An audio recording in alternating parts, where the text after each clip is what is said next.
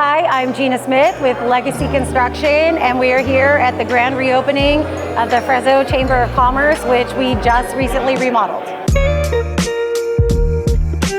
It is wonderful to walk in this evening and see such a different look and feel. I am glad to see the model. It really about our chamber.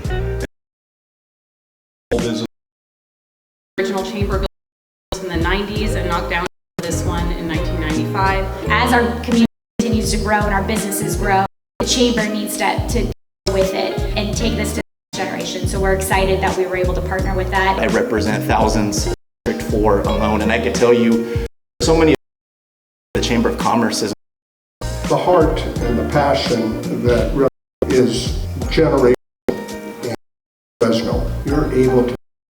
Thank you again to our partners at Legacy and for really division.